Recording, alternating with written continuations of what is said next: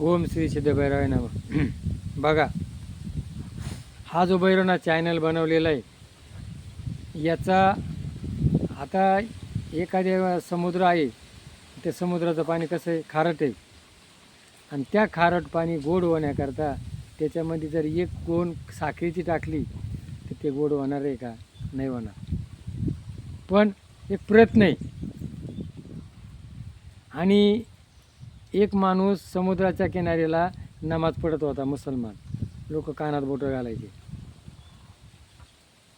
आणि एक दिवस त्याला त्रास देण्यात त्याने किती 12 वर्ष ते केलं. पण एक दिवस का होईना लोकांनी त्याला दगड मारायला सुरुवात केली.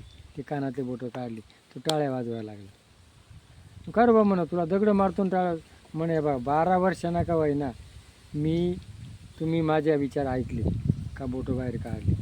तसं आता हा भैरवनाथ चॅनल बनवायचा हेतू मुळात एकही, मी कळकळीनं सांगतो का साईबाबाचा प्रचार झाला. साईबाबा इथं आला होता पूर्वी, त्याला लोकांनी विचारलं नाही, धुनी पेटवली नाही, तो निघून गेला. आणि तिथं आज कोट्यावधीची उलाढाल होती. राहाता तालुका समृद्ध झाला आहे, सुजलम सुफलम झालेला आहे. तसा आपला इगतपुरी तालुका ही दक्षिण काशी आहे. इथं तो भैरवनाथ आलेला आहे. आणि त्र्यंबकेश्वर आहे, जटावी आहे, कळसुबाई आहे, आपलं असे अनेक ठिकाणं आहेत. आणि ह्या इगतपुरी तालुक्याचा पर्यटन व्हावा हा मुळात माझा येतो आहे. आणि मग याचं पुस्तक लिहिलं आहे, हा चॅनल बनवला आहे. हे कुळदैवत आहे, इथं देव भेटवायला आणा. आणि याचा टी व्हीवरती माहिती करून जर दिली, लोक येतील. या डोंगराळ भागामध्ये आदिवासी लोकांना बाहेर गावात कामं करायला जावं लागतं, त्यांच्या पोटमजुरी मूर्ती, त्यांना उपासमार करावा लागतो. इथं जर पर्यटन झालं, इथं खूप रानभाज्या आहे, डोंगर आहे, डोंगरातले फळं आहे. आणि ते आदिवासी लोक विकतील आणि ह्या आदिवासी भागाचा विकास होईल हा मूळ माझा येतो.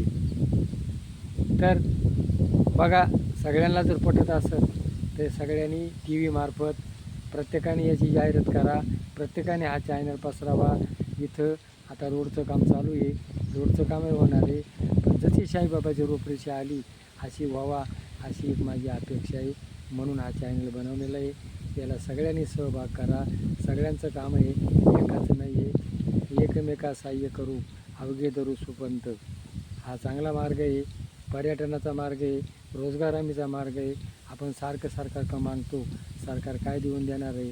आपलाच टॅक्स वाढवतात, आपल्याला देतात. म्हणून आपल्याला कष्ट करण्याकरता पर्यटन भागामध्ये जास्त भंडारदरा आहे. भंडारदरा अभयारण्य, हरिश्चंद्र अभयारण्य, त्या रस्त्यामध्ये हा भैरवनाथाचं मंदिर आहे. जर आपण इथं याची पर्यटनाला माहिती जर दिली तर खरंच याचा वाढेल. आणि सगळ्यांनी प्रयत्न करावा ही अपेक्षा आहे. भैरवनाथ तुम्हाला कल्याण करील, तुमच्या प्रकल्पांचा विकास करील. हे पटलं असेल तर क्लिक करा. जय भैरवनाथ महाराज की जय.